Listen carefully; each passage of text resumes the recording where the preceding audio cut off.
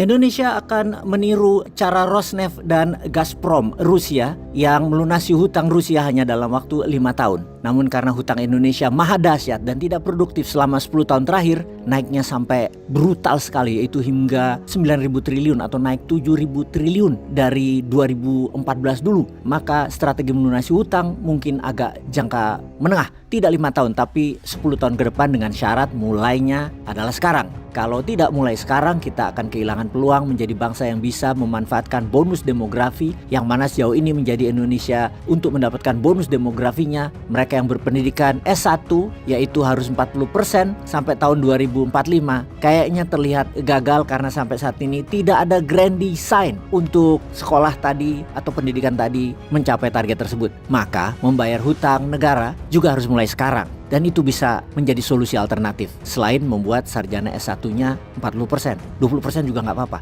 Tapi ini harus dikerjakan. Bukan nanti tahun 2029, itu telat. Jadi untuk strategi melunasi hutang kita sepakat menggunakan 4 instrumen usaha, yaitu PLN Pertamina, Mind ID, dan Agrinas. Tentunya PLN-nya harus plus dulu rekeningnya. Hutang internal PLN harus berkurang. Demikian juga Pertamina, hutangnya harus berkurang dan produktivitasnya dinaikkan. Pertamina wajib meniru Petronas untuk hal itu. Mind ID sebaiknya meniru Trafigura atau Glencore. Dan Agrinas harus jadi perusahaan sawit dan pertanian terbesar di dunia. Kita ke PLN dulu. Pertama yang harus dilakukan adalah renegosiasi IPP PLN. Bagaimana caranya? Panggil teman-teman wartawan asing, terutama wartawan Amerika, Eropa, Tiongkok, seperti Wall Street Journal, Washington Post, media besar lainnya dari 3 negara tersebut. Lalu kita buka harga IPP yang tinggi tadi yang jadi beban PLN dan katakan bahwa kerjasama tadi banyak mantan pejabat dan pengusaha di Indonesia dapat sekian persen dalam bentuk saham kosong karena disogok oleh mereka pengusaha asing tersebut. Dengan adanya potensi masalah hukum, akan banyak pengusaha dan mantan pejabat Indonesia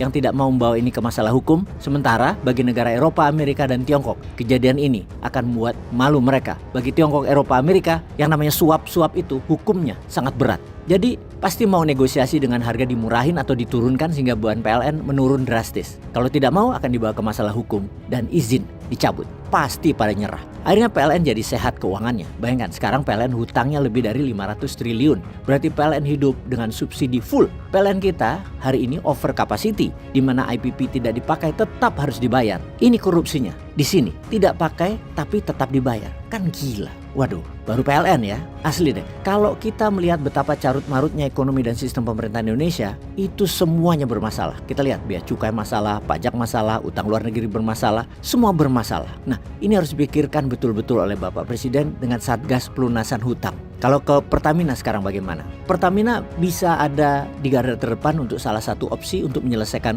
hutang negara. Tapi ya Pertamina hari ini dengan hutang Pertamina sendiri sudah mencapai 300 triliun. Sementara keuntungan Pertamina cuma berapa? Cuma 50 triliunan rupiah. Jika dibandingkan dengan Petronas, ukuran Pertamina itu 4 kali lebih besar. Namun untungnya Petronas itu 4 kali lebih besar. Antara 200 hingga 250 triliun rupiah setiap tahunnya, atau sekitar 55 bilion ringgit sampai 80 bilion ringgit. Jadi kalau dikelola ala Petronas, Pertamina bisa naik dari 50 triliun menjadi 500 triliun dalam 5 tahun ke depan. Caranya, tiru aja plek apa yang Petronas lakukan dan buang apa yang Petronas tidak kerjakan. Secara ego pribadi dan ego nasional pasti 100% saya yakin, selama bukan Bosman yang pegang ya, pasti nggak akan mau meniru Petronas. Karena nggak bisa dikorupsi.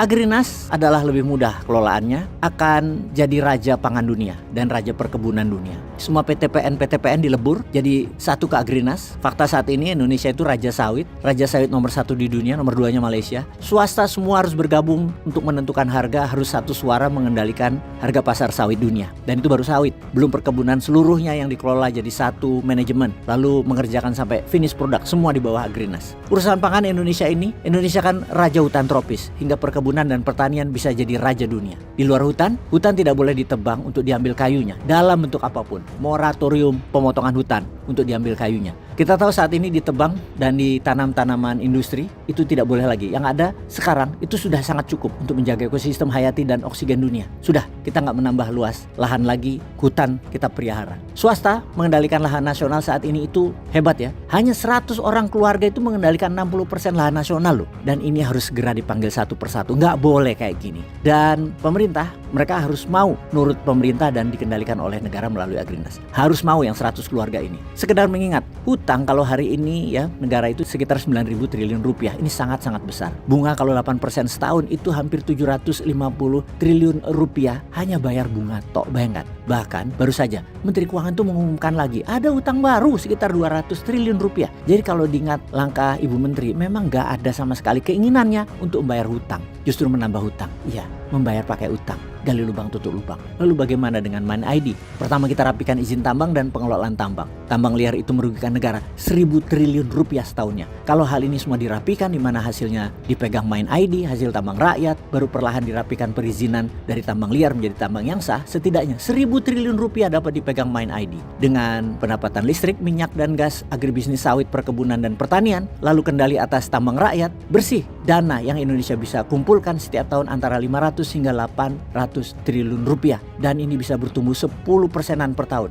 Ini pendapatan baru ya, bukan pendapatan yang lama yang ada di APBN. Tidak, ini baru. Yang mana hal ini bisa membayar cicilan pokok yang tentunya bunga pinjaman harus dinegosiasikan agar bukan 750 triliun tapi turun menjadi 400 hingga 500 triliunan dengan bunga pinjaman sekitar 4%-an yang setiap tahunnya pastinya beban turun namun kemampuan bayar meningkat. Jadi dalam 10 tahun ke depan utang Indonesia turun dari 9.000 triliun menjadi 2.000 atau 3.000 triliunan, yang mana APBN untuk membangun sejak tahun 2034 akan sangat sehat. Pasti dalam 11 tahunan setelahnya Indonesia emas pasti tercapai karena mendadak punya free cash APBN-nya yang meningkat 10 kali lipat dari saat ini.